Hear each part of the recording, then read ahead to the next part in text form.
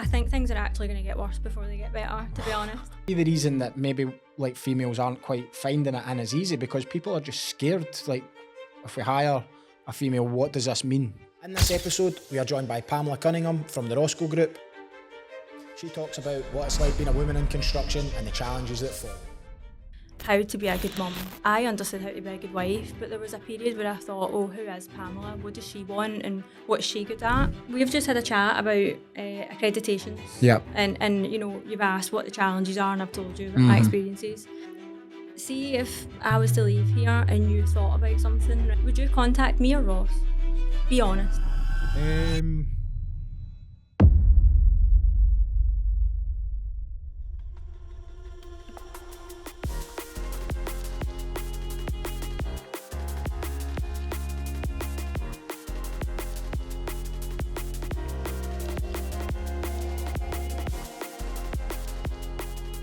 Hi guys, welcome to Taylor Talks Trades. I'm your host, Jamie Taylor. Thank you for joining me today, and remember to hit subscribe so you can help us grow the channel and bring you more episodes like this one. In this episode, we are joined by Pamela Cunningham from the Roscoe Group. She talks about what it's like being a woman in construction and the challenges that follow. This episode was filmed a few months ago, and since then, Pamela's gone on to lend her expertise to small trades businesses as an SME consultant. So be sure to go and check that out.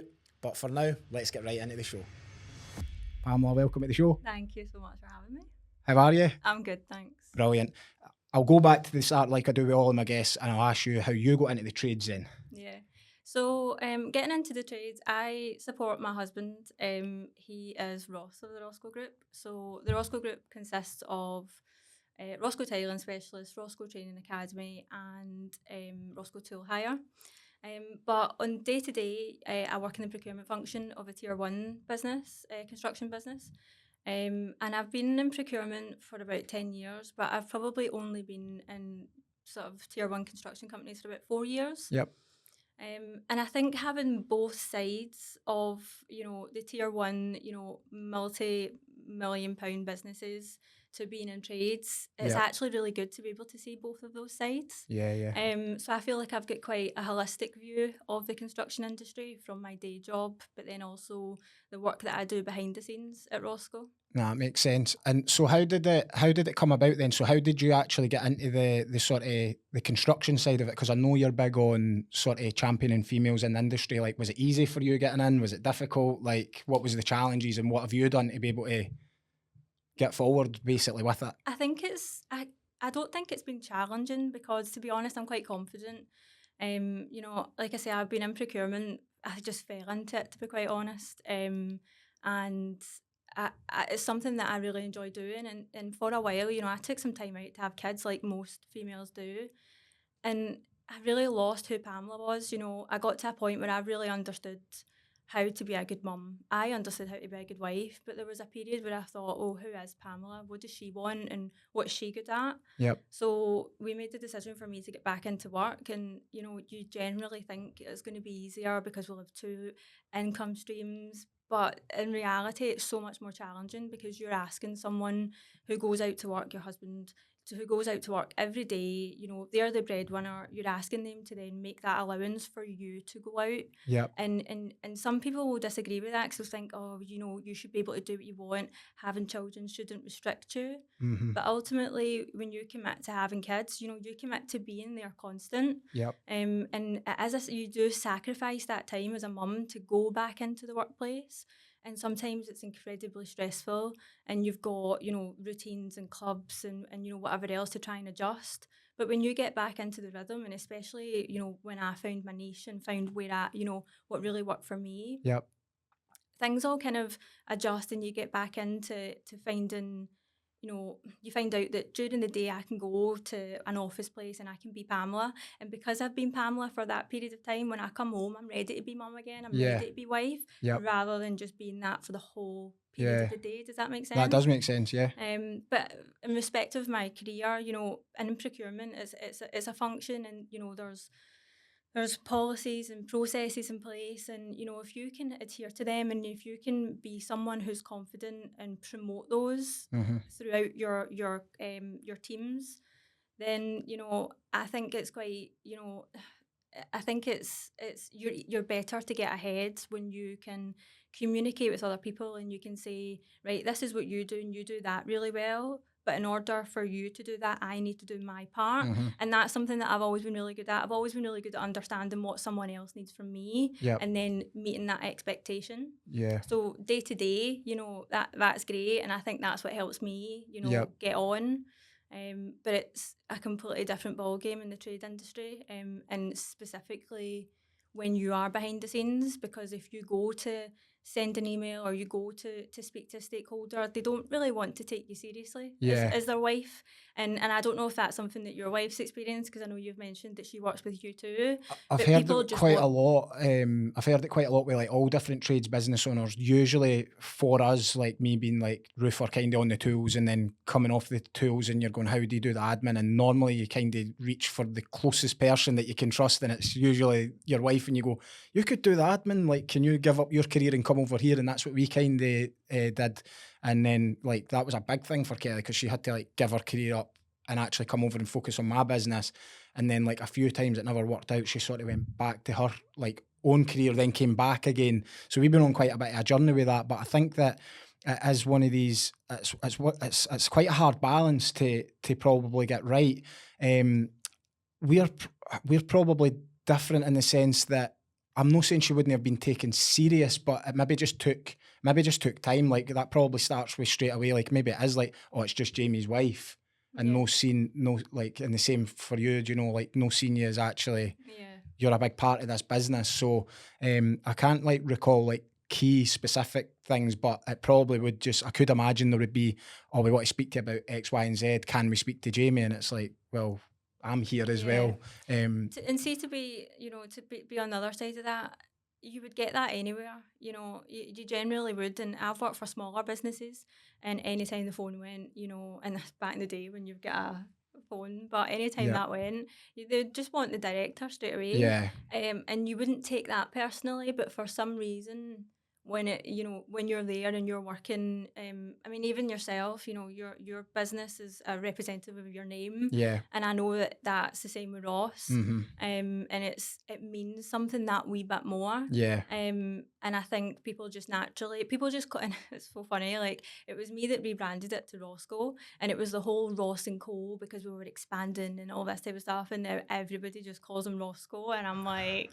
it's not what it's supposed to be. yeah, But people just naturally want to speak to Ross, and that's fine, and I don't mind that. But I think what puts me in a position is 10 o'clock, I've got a meeting, and I go into a boardroom and I sit with however many men, yep, and I have a conversation with them about the project that we're working on, and I talk about my segment. They hear me, I feel mm-hmm. heard.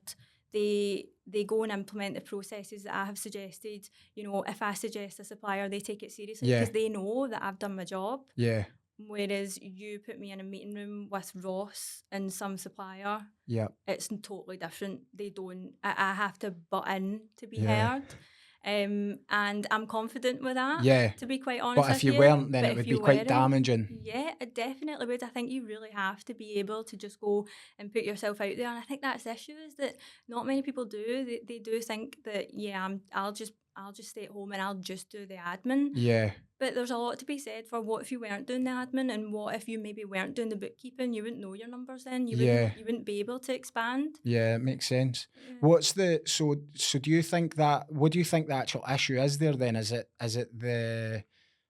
it like the people from the supplier side, or is it like just like an educational thing where they're like, that's just Ross's wife? Like, I'm assuming that's the kind of vibe that you're getting from them, or I think there's a bigger problem, to be honest. because the construct like the boardroom is much different from probably like the trades. I feel like the sort of maybe it's more like homeowners and things over here.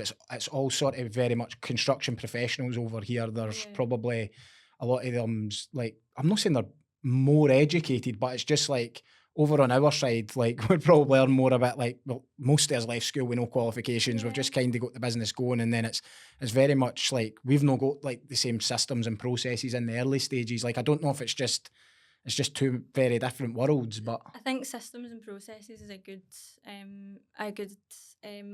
outlook on it.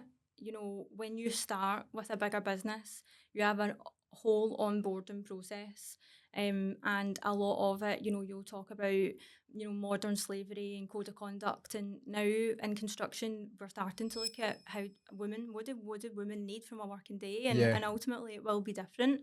It won't always be dependent on your job role.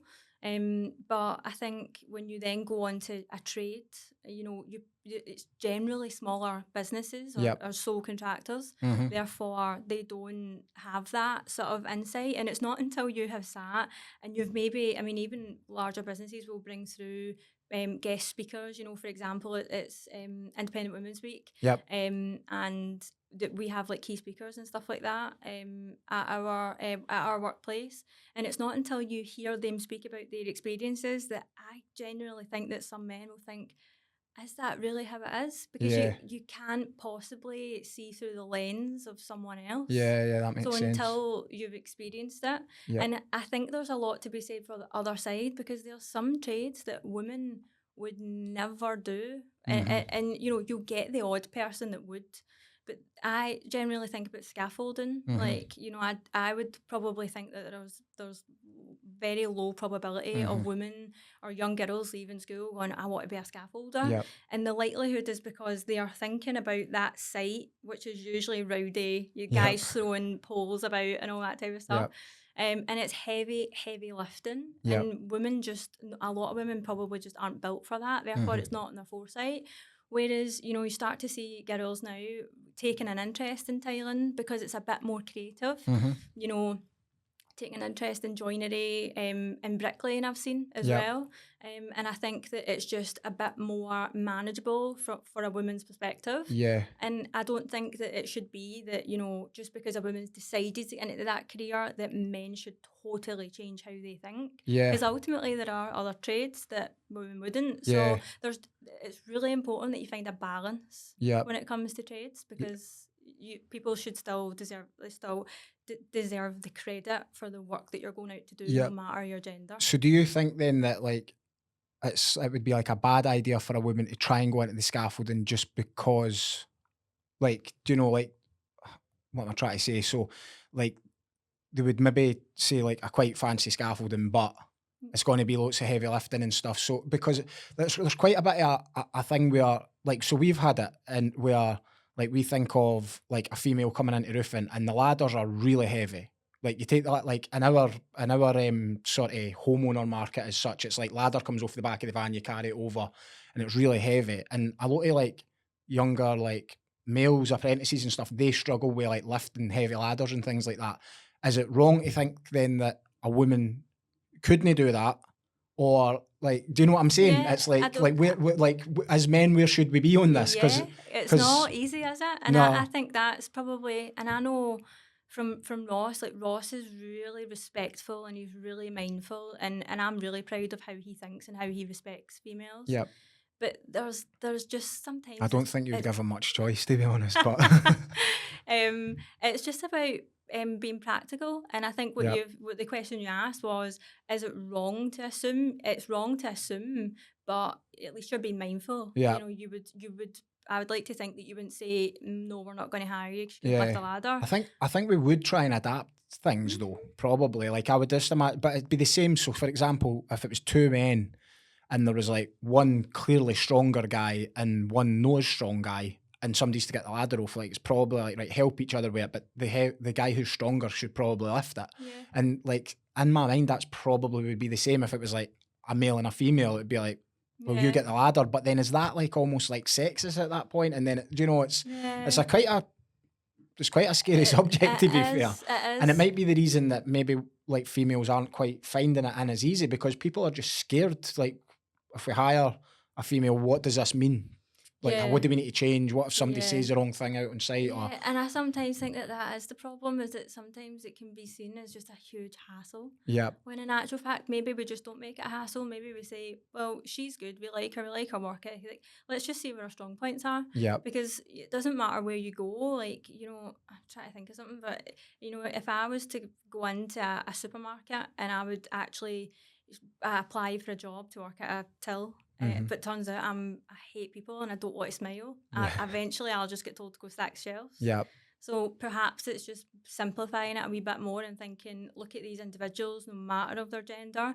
And if she is a female and she's actually really good at certain aspects of the job, then that's just Yep. because I listened to one of your recent podcasts and you talk about, your business is growing and you've got contract managers and estimators and all that type of stuff. Yep.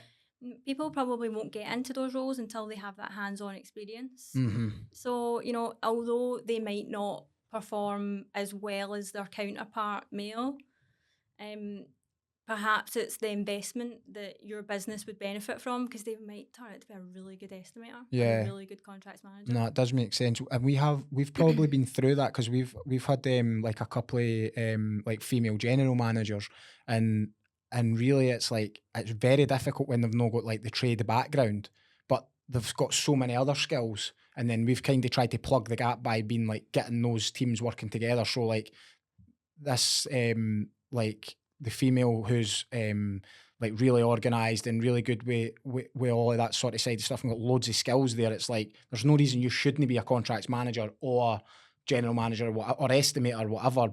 But it is sometimes good to have somebody on the team who's really got the roofing knowledge.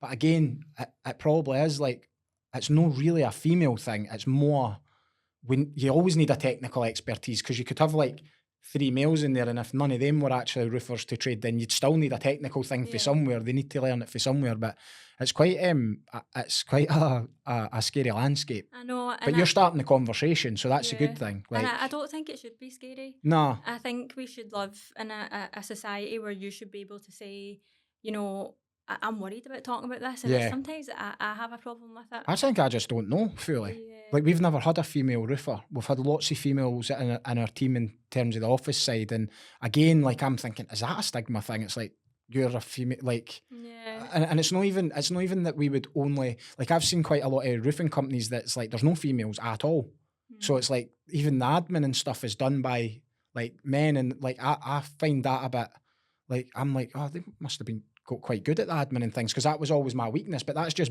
through my lens, as you were saying, it's hard to see it from different angles. But just to go back, you were saying talking about it through your lens and your perspective on we would adapt. If we brought a young female on or even an older female, we brought her on, we would be willing to adapt. Yeah. There's obviously there's tiers here, and just say you've got your tier 1s up here, you're sitting at tier 2, your tier 3s or below. Your smaller contractors probably don't have that mindset. Yeah. And I think it's those, and through the training aspect, what we've come to understand is that it's those smaller businesses that have got this valuable skill set that our industry massively needs them to share, and they don't have any support. There's no incentives. They can't be bothered with the people or the admin. They're at a point where they're ready to retire, and it's at this point where we really need them to share what they know before they go off into the sunset. Yeah, totally agree. And I think there's a lot, if we're talking about bringing women in, and then you go to careers events or whatever it may be, and you might have a young girl that's really interested, but what if there's the perfect local firm, but the guy just doesn't want to. He's worried. Yeah. What does that look like for me? Yeah. From a young person, she's a female, and I just think that's an issue. It is. No, that is an issue. The more I'm thinking about it, it's like some, and even no just females, but some of these smaller sort of firms, like they're actually scared to just hire an apprentice because they don't, like they've maybe tried it a couple of times, it never worked out, or they don't know how it's going to be funded or what's going to happen. How could that be? How could that be like sort of fixed then? So have you got the answer? I hope so. I wish I did. It's got to be the most frustrating topic at the moment. I think it's really it's not spoke about enough. And an issue that I have from the training perspective, it's these big organisations that just read off textbooks, it seems. Yeah. The SQA is one of them. You go to them, you've invested tens of thousands of pounds into your industry, and you think, right, let's go, let's just make the most of this. Yeah. and then you just get someone who's literally they just read off a textbook, and if you don't adhere to this, this, and this, then that's it. Like, Yeah. and it's just a bit like, where is your thinking? Like, why are you not thinking out the box? Why do you not want to help? Yeah. And I do think that is the impression of trades. It's like they've probably once upon a time went to get an apprentice. Tried. They've probably thought about it, and they probably know that there's CITB funding there.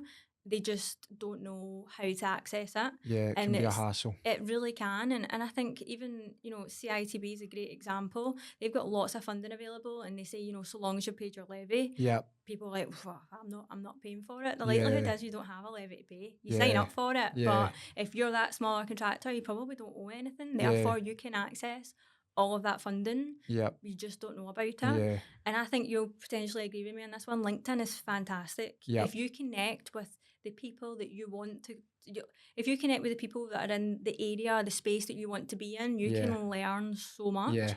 And it's one thing that I've done recently is just really look at my social media and think, what content am I taking in? And LinkedIn is full of really, really intelligent people, and a lot of people who take pride in their job role, no matter what it is. Because you generally find if there's a tradesperson on LinkedIn talking a lot, they are looking to grow. They really care about it because they're on there talking for purpose. Yeah, exactly. Whereas if you've got someone that's just posting pictures on Instagram, like that's just marketing, that's just advertising for them. Whereas if someone's taking that time to go and write and post and take videos of themselves and put it on LinkedIn, there's purpose behind it. That makes sense. And I think if more people looked at their social media like that, they would probably get a lot of information that they were looking for. And CITB funding would be one of them. It makes sense. We do. So I'm the chairman of the West Lothian Construction Forum, and that sort of that pulls together so the councils there, the Chamber of Commerce, CITB, Business Gateway, Invest in West Lothian, CITB, all of these different organisations. And what we're trying to do with the Construction Forum is just join the dots. So first and foremost, we're trying to get the trades business owners to come along and basically network. And then we're saying, look, we've got access to all these people here, but you're probably scared to take an apprentice on, but actually the funding's here. So we've been trying to join those dots, but it is scary how many just sort of, I don't want to say one man bands, but that kind, do you know? That's what they are. Kind that sort of guy in a van or a couple of guys, women, they've just kind of, like we all say, we kind of fell into the trades and then we just started up ourselves. There's so many guys like that, and they just don't know where their next step should be. So we've tried to sort of bridge that, and it's scary to think that there isn't more that actually exists like that. But it's just then kind of getting it from that stage to then the next stage where they take on that apprentice and then hopefully actually get success from it, because if they don't, then they might not go and do it again. And there's even those concerns that you train up someone and then they just go. But unfortunately, that can happen anywhere. You can marry someone and then get a divorce. If that's how your mindset is, then you won't go any further than that. I follow your construction forum, and if I would probably come along to it, it's just a difficult time for me. But I think that's great. And I actually spoke to Ross about doing something similar, specifically for tailors.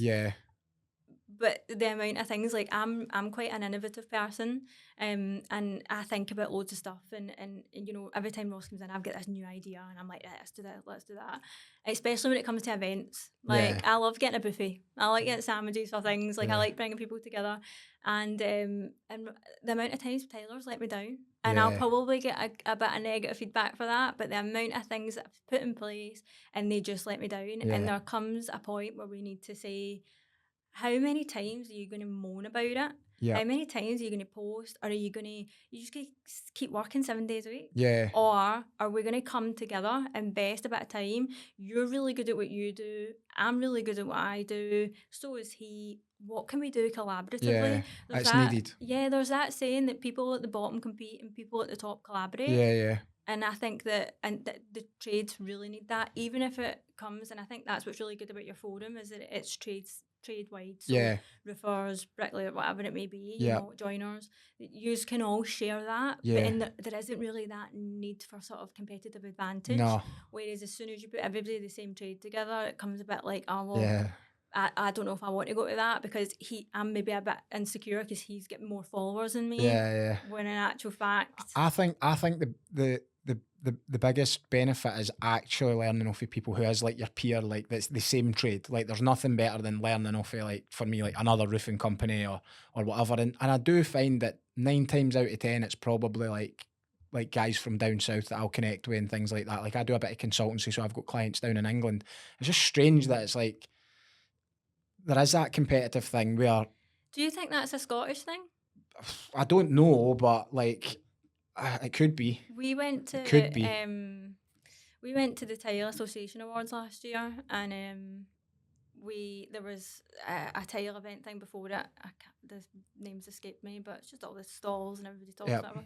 And I was in the background. I was videoing Ross, and the amount of people that see when they seen his hoodie, Yeah. their eyes lit up. Yep. And that's because of the academy. I Yeah. wholeheartedly believe that. And I think it's because it adds another layer to Ross. Like Yeah. it tells people that he's not just a competitor, Yeah. that he's actually wanting Yep. to make a difference. Yep. But the amount of people that recognise him, and that was us, I forgot to mention, down south. Yep. And then I think if you come up here, and again, we do events and we had our own Yeah. trade day, and it was amazing. But the amount of Scottish tailors that let us down, I was Yeah. so disappointed. It's almost like and I don't know if it's a UK I don't know if it's a UK wide thing. One part it is that me being up here in say West Lothian, and then like one specific person I'm thinking of, he's in like Leeds, so it's like there's absolutely zero way we could be a competitor anyway. So maybe it's just easier because of that. But then like even with a roofing association, like I've got lots of friends that's in the roofing association, and like I probably wouldn't have got as far forward professionally if it wasn't for them, because you're learning from like other people who's been in it a long time. Yeah. So I actually don't know. It was like when I first started this podcast, it was similar. Like we've probably had like half a dozen roofers on, but we've done like 80. This would probably like 80 odd episodes. So like a small percent is actually roofers, and even from the point of view that like I was going to start it as a roofing podcast, but I was like, I'll maybe just make it all trades, because I probably subconsciously was like, what if none of the roofers come on? Because they might know, like it was probably a bit an alien concept. That was like 3 years ago I started this, so they would probably think, why would I want to go in there? But there is a mentality thing there. I think that like over in America, they just seem to celebrate all of these kind of wins. Like somebody does quite good and starts their own business, it's like a celebration. They get to the next, like, it's a celebration. They start an academy. It's great, but it just seems to be that I don't know. It feels like a small-minded mentality, and I think we do all need to get together to solve it. Like even with the construction forum, that's just such a small percent. We meet like once a month, and like we're trying to drive it forward. But like you said as well, like the amount of people that maybe just can't make it at that time or can't get along. So like you're trying to build a momentum and get everybody, like there's so many different entities in construction, but it's like they're not collaborating basically. Yeah, and I think Everybody's all doing their own sort of thing. And I think if you're going to try and expand in whatever way that looks like for you, because some people it will be to reach a certain turnover, for other people it will be do a certain project, and for others it will be because just so you can come off tools and let other people do it. But ultimately, you can't do that alone, and a lot of it is getting bigger contracts. And if that's going to be a bigger house or a commercial property or whatever that looks like, you need to expand your knowledge. And that isn't your roofing knowledge or your trade knowledge. That's your compliances, your tendering, your policies, whatever that may be. And if you don't have someone that's been and done it, how do you learn that? You learn it painfully by constant rejection, by time and effort. And whereas if you actually sat with someone who'd done it, then you have that time. It's there's so much you can learn off of other people, so that is a big point for anybody who's listening. Just collaborate. Back to this kind of training then. So are you guys trying to make that more accessible for females, or just more accessible in general? Like what's the sticking points with that? I'd imagine that from my experiences, what I've seen so far is that anybody who's trying to do these academies tied on with their trades business, nobody's helping them. There's just no support.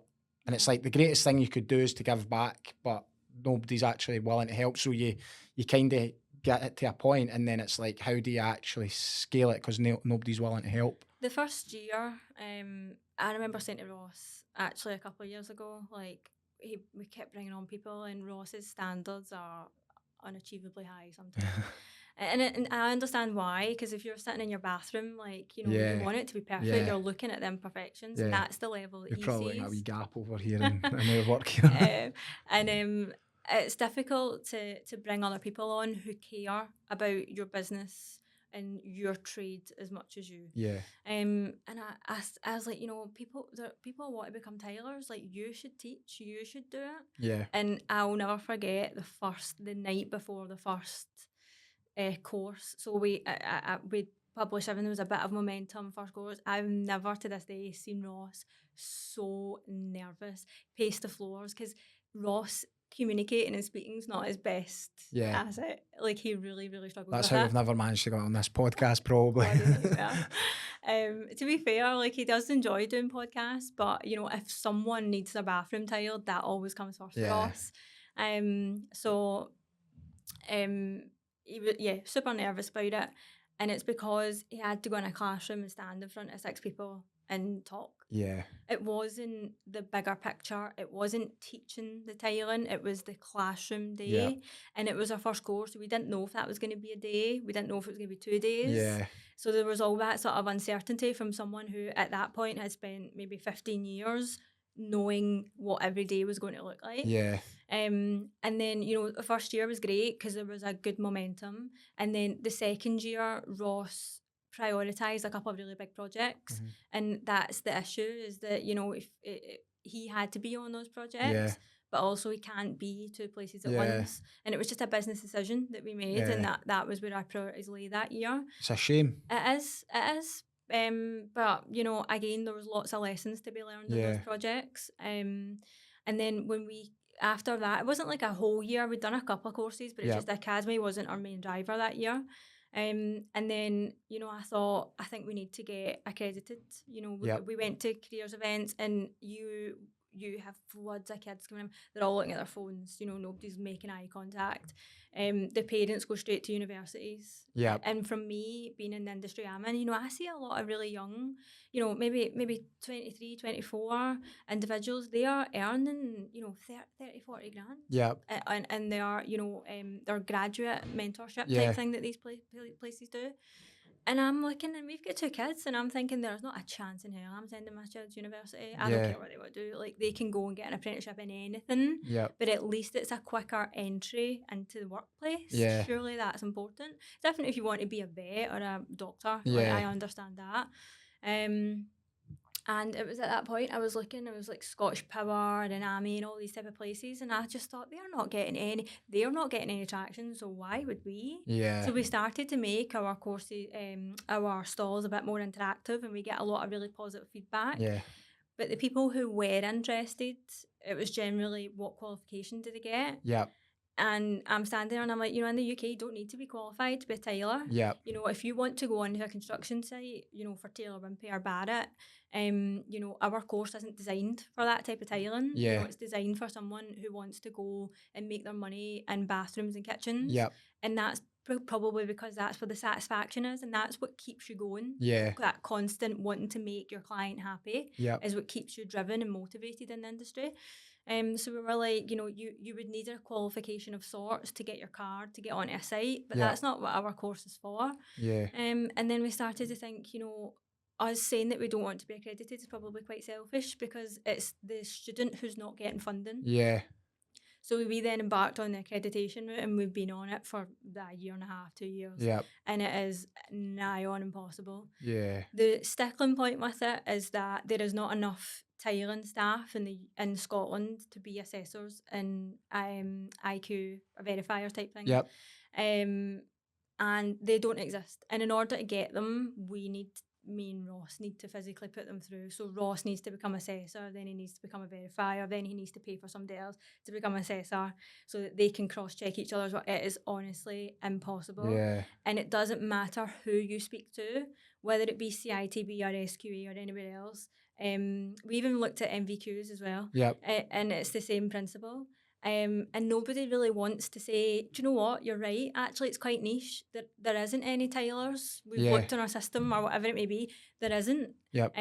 So, why don't you get someone else who's competent in this trade or that trade, which is similar? There's no discussion. It's just, yeah, you don't meet that criteria, so it's a no. So is it just getting left almost? Yeah. So there's no qualification for tiling in the UK? Yeah, there is qualifications, but it's not required. Right, okay. So you can go and be a tiler. You Yeah. can literally go and buy a tile cart tomorrow and do it. Yeah. You know, it's And that's what different with like heating and plumbing you and and all Ross that will be type of trying to get away from as well, so that people don't go out and do like a rogue trader job basically and just Yeah. like learn it and then like they've not actually learned it properly. Yeah, I mean, I think the issue that we have with existing training providers is that their course, because it's accredited, you have a set amount of deliverables to achieve.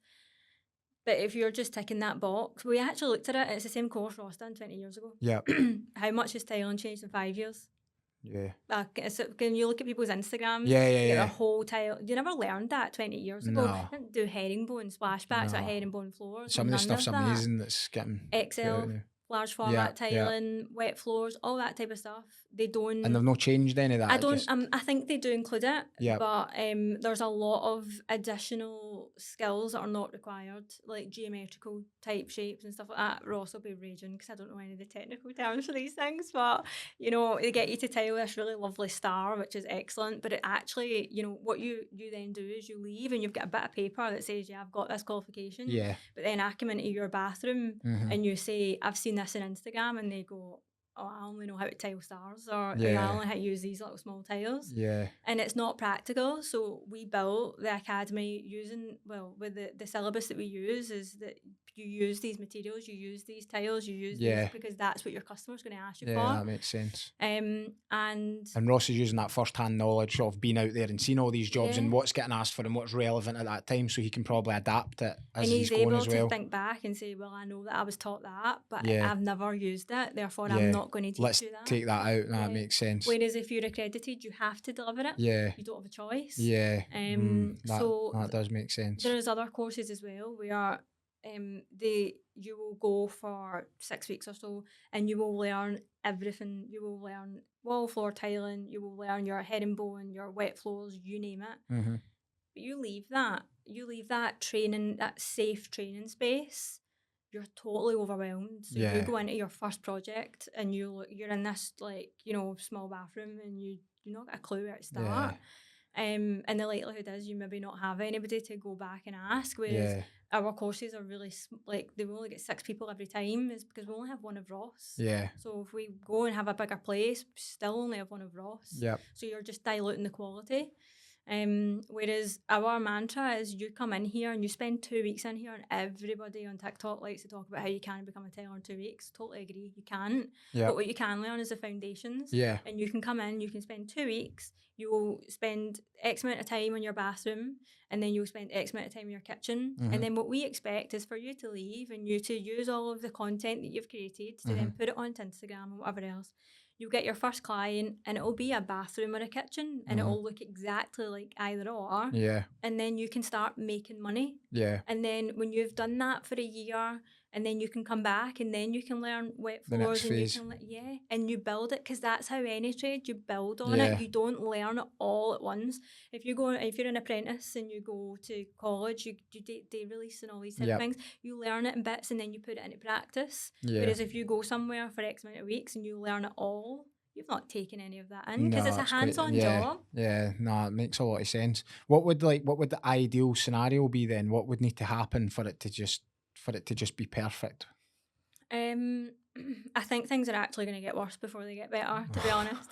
I spoke to someone recently. He was a very, very inspirational guy, and I spoke to him, and you know, I said to him, and I was like, "This is all this academy is ever going to be if someone doesn't help." And he was like, "Oh, how positive?" And I was like, "You know, I'm usually a very positive person."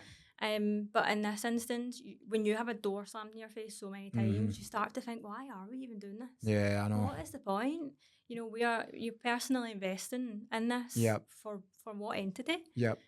So would it be is funding the biggest thing, or is it more because there's nobody to do it either, but like there's one Ross, but then funding would probably help that scenario? If there was adequate funding, and I say adequate because I think the funding that's available per individual isn't adequate. But if there was adequate funding, then that would only be available at this present time if you're accredited, and we can't get accredited because there isn't enough tailors. it's quite a with the it's quite qualifications a to teach. complex thing, like because I've been trying to solve this issue, but it's a wee bit unsolvable. But I always like I almost think like so if you've got let's just take the roofing again for an example because that's my trade. But if you've got a roofer who's really good and can train people, but he makes good money because he's a roofer and he's experienced and he could train people.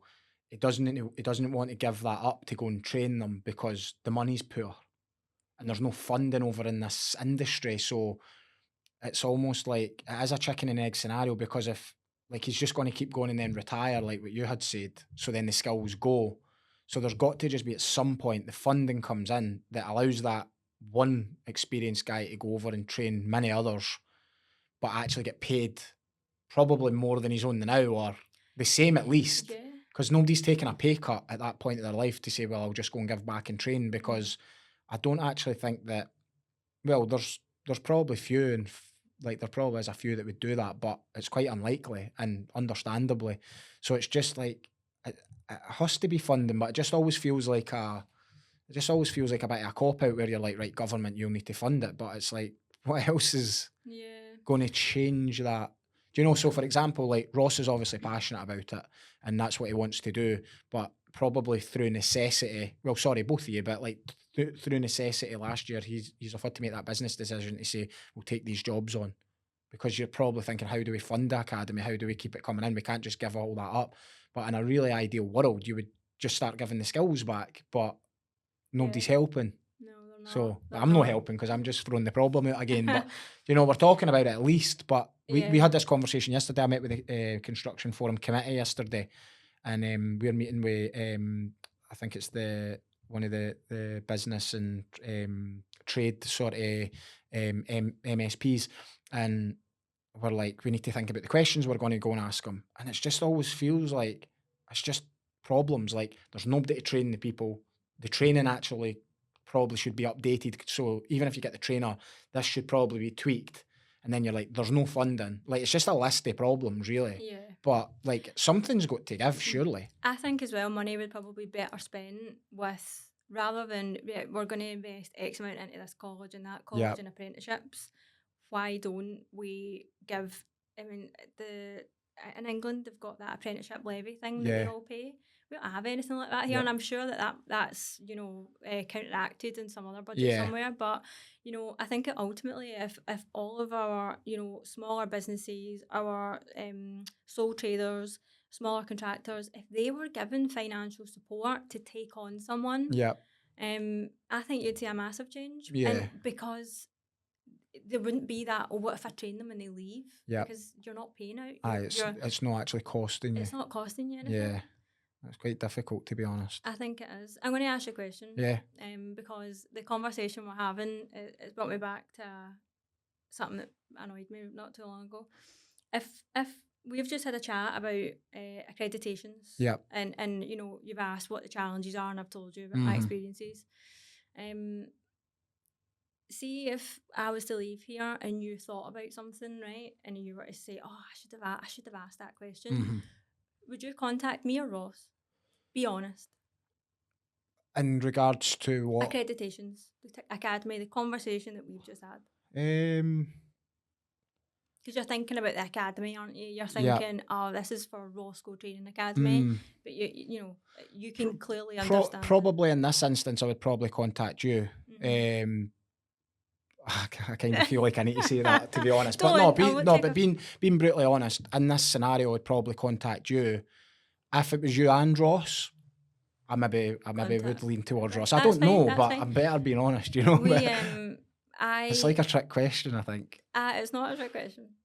It's an opening question. So I posted Ross is the face of the businesses. Yeah. I'm very rarely on any social medias, but one day I get so frustrated because I phoned Employability Scotland and said to them, I ask open questions. This is what we do. How can you help? How can you help us help people who don't have a job? Yeah. This guy, he obviously didn't have an answer for me because he was just so rude. And he was like, well, if you're asking if we've got a pot of money sitting there for people to become tailors, then the answer is no. And I was like, well, it's not really the question I was asking. And I was like, but fine. So we had this really uncomfortable conversation for about 5 minutes, came off the phone. And I thought, how rude. Yeah. Like, you've put that back on me because you didn't have the answer that you Yep. knew I wanted, rather Yeah. than just taking ownership and being like, yeah, I Yeah. don't see any avenue at the Mm-hmm. moment. So I posted a video on Instagram, and my face, my voice, my phone call, and someone commented on it saying, at Ross, let's get a chat about this, mate. And I was like, look at your face. Yeah. I was livid. Like, I was so annoyed. And he was about, like, because Ross is very anti-confrontational, Yeah. And I was like, what is that about? He's like, it's probably because of that. And I was like, it's disrespectful. My conversation, my face in the video, my experience, Ross, we should talk about this, mate. Yeah. That's not right. Nah. Is it? I That's don't not think right. so, no. That's Nah. where the frustration comes, and Yeah. then that's when someone who's working behind the scenes but trying to make an impact. Yeah. Yeah, it's a huge And vital part. what is it that annoys you about that then? What is the, like, to help me understand then? So It's is that because that person's just disregarding you there yeah, and yeah. yeah. Yeah. I mean, there's quite a few people who are aware of me in the business, and they'll message Ross, or for example, there's some content that I put out and it's like bloopers of Ross, and you Yeah. always hear me in the background, and they always laugh, and they'll make certain comments, and I just acknowledge my existence. Yeah. Whereas I could not believe that. Yeah. I couldn't, and then turns out that they then invited Ross to go somewhere and have a chat about the issues, and he phoned me the next day and he's like, oh, they've asked me to go and have a chat about the issues, and I was like, on yourself. I said, because you don't know anything about Yeah. it, because it's not Yeah. it's not what you focus on. Yeah. You go out and you tile and you make the money, and then you teach the people to tile. Yeah. So if you want to go and sit around a table and have a chat, be my guest. Yeah, I get what you're saying. It's just not the right person. Yeah. And I think that's probably what we were talking about earlier on. You go into a boardroom, you sit round, I feel heard because in that moment I'm the right person Yeah. for that conversation. And even though at that time I was the right person, Yeah. probably because of that person's, like you say, it's their just lack of awareness. So do you think then, so is that then, so when you're in the boardroom, is that in that construction setting, are they just seeing you as an equal basically, and they're just saying you know how to do your job and that's it, it's I nothing to would do say with the so. female? And do you think the other situation there is because you're female? I think it's because I'm not Ross. Right. And I think we've got someone, John, who works with us, and I think if it was John, he would have said, chat to me about this, mate. Yeah. Like, there wouldn't have been a Ross. Yeah. To be brutally honest. Yeah. Because I'm not saying I didn't hear you, because I do, but I'm just trying to actually like flesh it right out so I can get the understanding whether it's like, is it because I'd imagine, like, Kelly as an example, like my wife, she gave up like her full career. She was like in care and had like all different management positions, and like, she had that significance that was her career. And then I sort of pretty much forced her to give it all up to come over to Taylor Roos.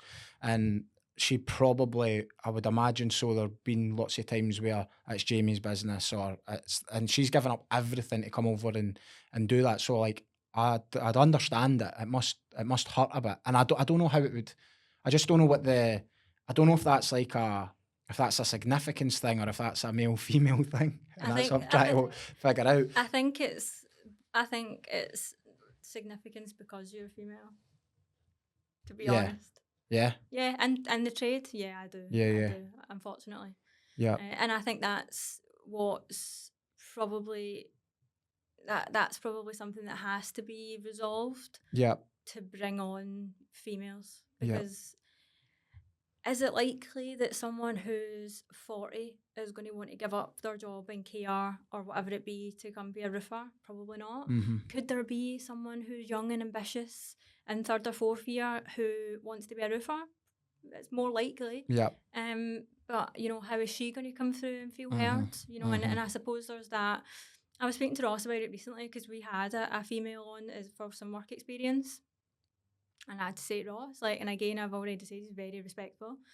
And I said, I need you and John to be mindful Oh, I know. And I went, no, I understand, but I need to bring it up. I need you to be careful because it's not just this person, this other individual that you want to protect, and her safety.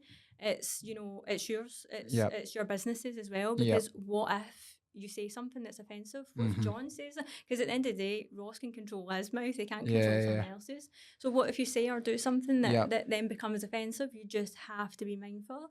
But then at the same time, and I said it in the same conversation, and I was like, but is this, we don't even know who she is. She could be so laid back. Because believe it or not, I am quite laid back. And when I get to know someone, I'm not a prude. I'm not easily offended in any way. But what I am is quite protective of a woman being heard in a male-dominated environment. And I feel that because I am confident, I can speak about it. But not everybody is. No, that makes sense. So it's not that, if you were to make a joke that I'd be like, oh, I feel so offended. I'm not that way at all. And I think sometimes if you speak up about being a female and whatever else, then it can be a bit like, oh, what? But in fact, there is actually some issues and we should chat about it. I think it's important because I've heard some of the success stories as well. So I think you'd got in touch because you'd seen one of the snippets when I had John Lewis. So he does lead metal like sheet training, and he's got a female trainer on. So I think she did lead work way back when, and she came out of the industry, and then she came back in as a trainer. And she's getting on great. And then I think there might potentially be somebody else who's thinking about doing it because she's doing it and getting on well, and she's getting heard in that environment, and she's doing well. I actually think she had maybe commented on it on LinkedIn. So again, would be another good guest for the podcast just to keep having the conversations. But it is, I think, from what John's experience was, is he thinks once you get over the threshold and you've done it once, then you've got an experience of it. I think at the moment there probably is just a bit of a fear around how to actually handle it. So it's like, hopefully you can be that voice to actually help educate employers as well, to say, like, if you were going to take on a female apprentice or whatever, like this is probably like, what needs to be, what should you say, what should you not say? Do you know? Because it is like, even when we were setting up the academy, I remember Ross coming out and being like, and he was holding like tampons and that for the bathroom, and I was like, what's that for? And he was like, for the girls' bathroom. And I was like, okay, like, is that supposed to be an inclusive setting because you put tampons in the bathroom? But at the same time, like, that's as much as what he knew. Do you know, there's the effort, there's the mindfulness in that to try and make it inclusive. Because it's a fine line, isn't it, as well? Because like, you didn't want to go OTT and be like, right, no swearing on site, guys, or whatever. And then, like, because then you're kind of like, right, now you're just acting weird. Like, because women swear and have banter as well. Exactly. So it's like, I didn't understand it fully, but I'd like to understand it more, and that's. And I think that's important, to be fair. And I'm willing to. And I think a lot of people are as well. I've spoke to, like, it's certainly sort of, like, construction professionals that I know, trades business owners, like, through the forum, different things, podcasts, connections. There's nobody that's like, nah, that's not a woman's job or anything like that. But I do think there's definitely how do we handle that? What do we do? Yeah, and I think it goes back to balance as well, because there's been a couple of times where I can tell, like, you're like, I don't know what to say, it's uncomfortable, but at least you're having the uncomfortable conversation, and you're having it quite openly to be like, this is probably what I would say, but I don't know if that's right or wrong. And I think there's just so much thought and emphasis, whereas really, if we just relax a bit, then things naturally become more inclusive, because everybody's relaxed, whereas there's a lot of tension about having a woman on site and whatever else. There's also a lot of like people are just how they are as well. So there'll be like lots of like male drama queens, as in like, who thrive with drama, but there'll be lots of females like that as well. So it's like, there's some people you could just say anything to and they get offended, and then like you said, there could just be like, there could be a female that comes into the workplace and like, so onto a roofing site, for example, and like they're laid back and it's fine. Oh, the guys have the banter and they swear and that, and it's like, that's like, it's just normal, but that could offend somebody else. So it's like, there's quite a varied amount of. And I think that's when it goes back to not being necessarily gender focused. Some things are just behavioural. And I think that's probably where, as an employer, you don't have the support because Yeah. when do you get to decide if something is gender or behavioural? You Yeah. probably don't. Somebody's Nah. probably going to make that decision for you, Mm. unfortunately. And I think employers probably need a bit of protection, which is why people have got these policies and everything else. It's just to cover yourself Yeah. in the worst event. Whereas, perhaps if you just had a bit of support to be able to relax, Yeah. then you wouldn't have to overthink things and you could actually just be quite natural. Do you think so? Is there a lot of? Do you think there's a lot of females that want to get into construction? I think the term construction is obviously quite varied, and we were speaking about this yesterday in my work. Construction, it can be anything. You can be a QS estimator. Yeah. I'm in procurement. Doesn't So see if we necessarily. split it down the middle then and we said, right, that's construction and that's trades, as Yeah. in, like, is there a lot of females want to be a roofer or a tiler? I think that there is. I don't think there's a lot. Yeah. We were at a meet. Well, I was at a meeting with a high school Yeah. last year, and we had a local high school that they wanted to send. So you get to a certain year in school, and if kids are not thriving in a Yeah. classroom, they get to go to a different environment. Yep. So they were going to college, and they were saying, they're not really loving it, but they would love to do tiling. Yeah. So we started to build this program anyway, and the funding ended up getting cut and it never went through. But there was one particular girl, and they were saying, we know that she wants to do it. She Yep. will love it, Mm-hmm. but she won't. Like, she won't go to the existing course because it was at South Lanarkshire College. And it's just, I used to go there as well, but obviously there's the college part, but then there's like a campus, which is where the trades are. Mm-hmm. And even me getting out the car park and like going into college, like, it's intimidating. Yeah. And like I say even me, because I am quite confident. Yep. But it's not nice, and you would try and find a parking space over there, but if there wasn't one, you'd park there and there'd be people outside having a cigarette or whatever else, and you would just feel a certain type of Yeah. way. And I remember at that point thinking, God, we're so lucky, our academy is nothing like that. Yep. It's just not. And I thought, we need to get her, we need to bring her on board. And at that point they were like, she probably will say no, and I was like, well, I'll be there though. Yeah. I'll take time off work and I'll be there, because by having a female there, it just makes things a wee bit more comfortable. Yep. And that was always the plan for that, is Yeah. if we have a female on board, it's always to make sure that although I'm not the face of the business, I'm Mhm. there. And it sometimes does help, and that kind of it does the same as that the gentleman you were talking about having the female assessor. Yeah, yeah. Is that she's female, so people Yeah. start to feel a wee bit more comfortable. Yeah. Whereas if you're going into just predominant, or what you would assume would be predominantly Yeah. male. Nah, that makes sense. I think because it's difficult to understand. So we've done a few, like, we do a program called Build Your Future, and we basically take roof slating into like high schools, and it's like stone masonry and monoblocking and sash and case windows. That's the trades it was the last time. And like some of the best, like when I say best, like some of the most engaged and like actually taking an interest in doing a good job at it, like that was mostly females, like young females. A lot of the guys were just kind of like carrying on and like just like trying to put a nail into something they weren't meant to be, and then you're actually looking and there's a few young females, and they're sort of taking their time, they're putting the slate on, and they're putting the hole in it in the right place, and then they're nailing it, and like they're actually enjoying it, and they're like, this is quite good. And you're asking them like, would you do this as a job? And they're like, nah, probably no. And you're just like, I just don't know if. So it's interesting to see, like, they obviously can be good at it. Yeah. Certainly that skill, but I know we spoke about earlier about like there is a lot of heavy lifting and stuff, but like I would certainly adapt that, but the same way as we would adapt it if it was like a male who was like no the strongest, like Yeah. but I just wasn't sure if like are they actually trying to get into the trades. I know obviously like that's why I said split it down the middle, because there is definitely, I know there's probably is a lot of females like trying to get into construction, like the types of role you're in, like procurement Yeah. and things like that. Like there certainly is a lot of that, and it's definitely way more. Yeah. I don't know if accepted is the right saying, but like That is. there is a lot of females in like the likes Yeah. of these organisations, whereas there isn't many like going to the No. colleges. There isn't many like just starting as labourers with I like think roofing companies and stuff like for that. me, that's environment. Yeah. I know that at worst case, I'm on a site, and that site's an office site type, Yeah.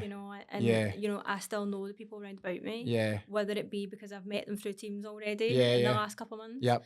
whereas it's all fair and well bringing a female through an academy and they're in there and they're in a working space, but realistically, what does their daily what is their daily environment? Yeah. So, for example, roofing might be a bit more inclusive because you've got a wider space. Yeah. Whereas there's been times where I've went on to Ross's jobs and there's 3 guys in this tiny bathroom and I'm like, are yous okay? Like, are Aye. yous comfortable? Yeah. Whereas if that was a female, it would be different. And Yeah. I think that's just the nature of it. Like you're opposite sex. Yeah. So there has to be boundaries. Yeah. Not just for that person, but for the people that they love. Because Yeah. if I was to say to Ross, yeah, well, I was like, even in an office, like if you're in a boardroom or whatever, there's a respectable amount of space. Yeah. Whereas if you're in and you need to get a Yeah. bathroom tiled, you can't.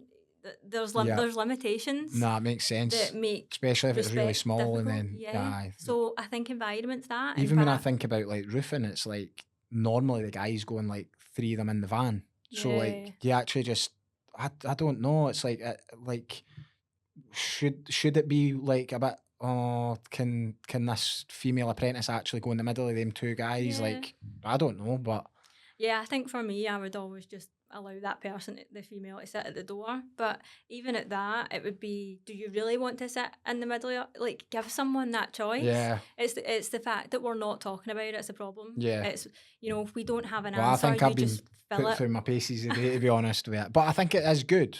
Yeah. Like I think it's good we're talking about it, and I think that I'm not pretending to be an expert on it. Like I'm willing to have the conversation. I want like women like yourself to be heard because you're actually trying to make a difference on it. I do think there is something about that threshold. By like once maybe one comes in, and you see how it works, and then you get the success story, and then you can maybe Yeah. get more females in that way. It probably does come down to the trade as well. Like you were saying, that like tiling's probably a more technical kind of specific thing in terms as where like roofing can be like really heavy manual lifting and it's like up and down ladders, whether or not again like that's a stigma saying that's Yeah. not a woman's job, but like what I'm kind of getting at is like probably like when I've seen them in the schools and they're like nailing the slates on like in that environment, like they're totally fine with that, but would they be able to put like X amount of slates or tiles on their shoulder Yeah. and go up with them? I don't know, but I think from our conversation, the conclusion I've come to is that we should just let them decide. yeah, Yeah, it's, yeah, where do you want to sit? In yeah, the van. yeah, Whereas the guys would just all bustle in together and Yeah. I'm sitting there or whatever it may be. yeah, Whereas, this is the plan for today. Yeah. Like, we're going to do this. Like, are you okay with that? I just want to make sure. it would help because if I'm trying to think like the conversation I had with John, he was saying like it doubles the chances of getting more people trained in the industry if like you obviously invite females into that as well. Yeah. So it definitely would help. It's just like how. I've been doing a lot of reading recently in role models, Mhm. and there's a lot to be said for young boys that grow up without a male role model, Yep. and those who find themselves in a trade get that real male role model. Yeah. And it benefits them massively. Yep. And I think a good thing for increasing the training, it's not just to fill the skills gap. Yep. It's not just to meet the target of building homes. It's not to get to net zero. Will it help? Yeah. But it's what are you doing for that person? You're giving them a skill for life. And I say it to Ross sometimes. I'm like, oh God, Ross is really intelligent. And I'm like, do you ever want to like try something else? And he's like, no. I'm like, but you could try and then always fall back in Thailand. So you've got that like valuable skill. And I think that's the same for females. Yeah. So if you have that female, all you need is the one. And even now when we are taking in content, we are all sold not by TV ads and radio ads anymore. We are sold by the lifestyle that someone lives. Yeah. So if it's really difficult to sell the lifestyle of a tailor. Yeah. Because you have got someone who's sitting looking at these YouTubers who are making lots of money or TikTokers or whatever they are, and they're doing the bare minimum and they've got a really good lifestyle. Yep. And then we are sitting at a careers day going, oh, come be a tailor and work really hard for your money. Yeah. It's a hard sell. Yep. Whereas if you have a role model and you can see what their life would look like, or Mm-hmm. what your day-to-day life would Yeah. look like, you're going to follow suit. And I So, think that's the challenge, so is we that so we need then we need like a champion female who comes in and just does it, and then sort of just plows the way for everybody else. And it's like, oh, I became a roofer and I actually started my own yeah, roofing business, and then I like went on to become like have a multi-million-pound roofing business yeah, and blah blah blah, and employ all these people, and I'm actually a female boss yeah, roofer or yeah. tiler and or whatever trade, and then somebody says, right, I that's how think it's done. actually what you've done there is you've done exactly the content that we take in, is that, that you get to the Yeah, multi-million pound business, yeah, but in actual fact, the percentage of having one of those yeah, is really, really low. yeah, So what about just the day-to-day life? yeah, What does your day-to-day life look like as a tailor or a joiner? yeah. What does it feel like to build and create something with your Mm-hmm. own hands for someone? Yep. How does that feel? And I know it's really simple, Mm-hmm. but that's our reality. That makes sense. Whereas what we've just naturally went to there Yeah. is not everybody's reality. No, that makes And sense. especially if you've got someone who doesn't, have a straight access into employment. Yep. They don't get to go to university, and they're not going to learn how to become a QS or whatever else, Mm-hmm. and they're thinking, I don't know what to do, and I don't have a role model. Are they really thinking about a multi-million pound business? They just want a wage at the Mm-hmm. end of the week. Mm-hmm. And I think there's space for people who just want to earn a living. Yeah. And I think that they are shamed at points because Mm. they're not so ambitious and so driven and wanting Yeah. this and that. And actually, society needs them. Right. I've said it before, our industry is built on sole traders. Mm-hmm. Like, they hold it as tiling in specific. They hold it up. Yep. There's only a couple of really big tiling businesses. Yeah. What about even from the tiling side, and then you're talking about like the social media sort of lifestyle as such.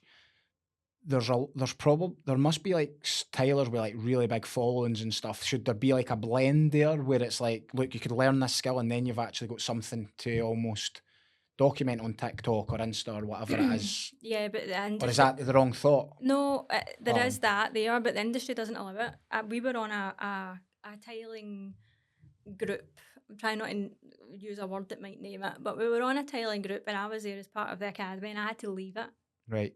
And I go back to, I'm not easily offended, but the chat on a Friday night was despicable. It was awful. Even I remember showing Ross a post Is once, this and a WhatsApp group or no, something? it was a Facebook group. Oh, right. And he was like, what? I was like, that's that group. And I was like, how can we stand here in the academy and say that we want females in? Because we are supposed to send people into that group as a, Yeah. a sort of a community as such. How can we do that when that's what they're posting? Yeah. And I was like, that's not on. And I was like, we're not going to advocate that MD goes into that group Yeah. anymore, because it's not. Was that like derogatory kind of stuff? Hugely to the Yeah. clients as well. Oh, right. Okay. Typical tradesman sex Yeah. type stuff. It was absolutely, it was so inappropriate. Yeah. And I didn't look at it as a female being insulted in any way.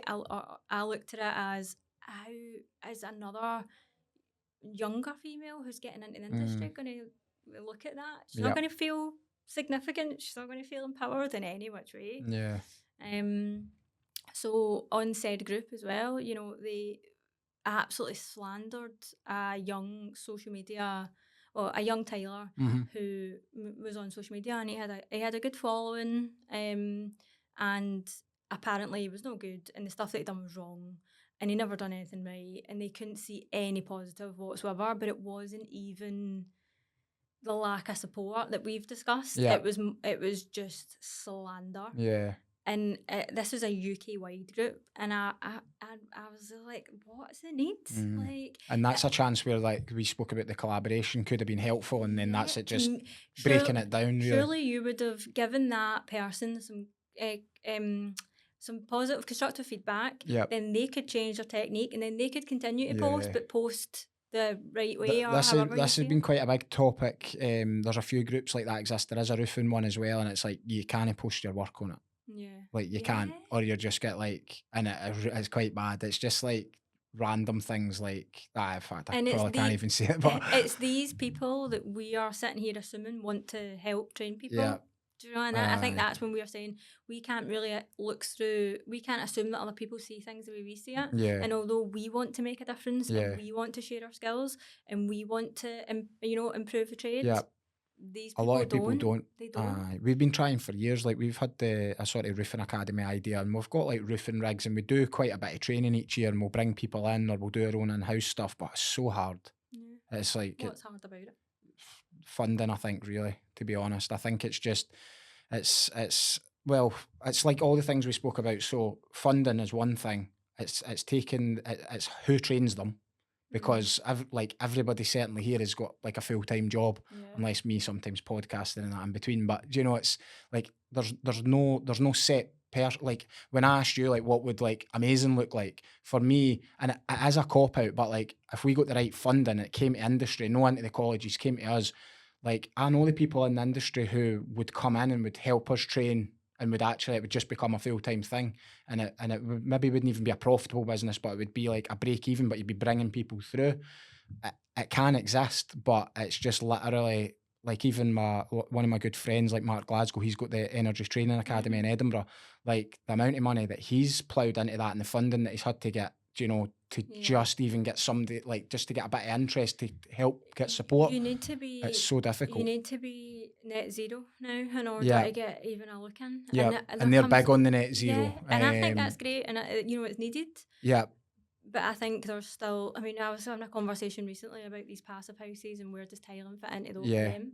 We're always going to need tiles. That, it's just they look good, they're durable. yeah, Other things come and go. Wet wall comes and goes. Whatever Yep. else it may be. Whereas it's I don't know if absolutely every material is going to be sustainable and better for the environment. yeah, It's really about balance. yeah, And even at CITB announced their new funding strategy, and it's just we're gonna do this and that, and everything is net zero targeted, yeah. and it just totally rules out roofing and tiling for a start. No, definitely. We don't get a look in it. Roofing's got the same issue as what tiling's got, in the sense that you don't need to have a qualification. Oh, do Like not? you don't need to be accredited. So it's like same thing. So you don't get funding. So you might think you could go and get you could get a van next week, set of ladders, and just you're a roofer if you wanted to. You could probably market yourself, and that's it. But from a training perspective, what that means is it's not just that anybody can go out and do it. What it means is that there is actually no support or incentive for you to train at all. It's no. I think there's a big desire from people coming into the roofing industry that want the qualification. So I know you said about like people were asking you what's the qualification at the end. I think that's an important thing for people coming in. So that's probably why they actually go and get trained properly, and they want to do it the right way. So there is like a lot, and that's the way that we would do it. I know no all roofing companies will do that. Like they'll maybe just bring people in and train them themselves. But there is a bit of a desire for like just wanting that bit of paper almost to say I became something, and I can probably relate to that, because I know like when I first qualified as a roofer, like that was probably the first time in my life I actually went, I've actually done something really good here. Maybe my driving test before that, but at school, like I didn't have any of that where it was like I'd really done something really good and had a bit of recognition for it. So I think it was almost like, right, I've got something now, and never ever needed it again. Like nobody ever asks for it. Like it's just like, but it is important to people. So it's a chance to kind of prove themselves. But we're not going to solve it in one episode, I guess. But what's the next steps for you then? What you gonna be doing next? I think I'll continue to support the academy. I'll still have my day job, and I'll continue to have that whole holistic approach, and I like that, and it's a nice balance for me. There's loads to be done with Roscoe. Lots of good projects coming up. There's again massive challenge with accreditations and how we move to the next step. Yeah. I think for me, I really want to start speaking to more females who are in construction and specifically trades. Yep. I want to start giving people who support their partners and their businesses a voice. Yeah. I want them to sit and feel heard, and I want to understand what they do. So I think it'll be a long journey for me, but I think it'll be quite a rewarding one. Yeah. Because what we've touched on, not many people are confident, and to be honest, maybe people don't. Maybe there's people that are quite happy just to do a bit of the admin on the side, but it would still be nice to see what challenges they have, what it's like, what's it like for you to support your husband when he goes out to work and you don't know what kind of challenges he's had. Then he comes in and you're the sounding board, Yeah. you're the regulator, you sort of you're the rationale. Yeah. And I think it would be nice to understand how that. So you want to empower these women and just give them a... Yeah, I definitely do. I want to empower them. I want to give them a voice and a platform to be significant. Good. And how do they get in touch with you then? I'm on Instagram at the moment and LinkedIn. Okay, we'll put it in the bio. Thank you. Thanks very much for coming on. I appreciate it. Well guys, thank you for watching to the end of this episode. As always, remember to subscribe and leave a comment down below to let us know what you thought. I'll see you on the next one.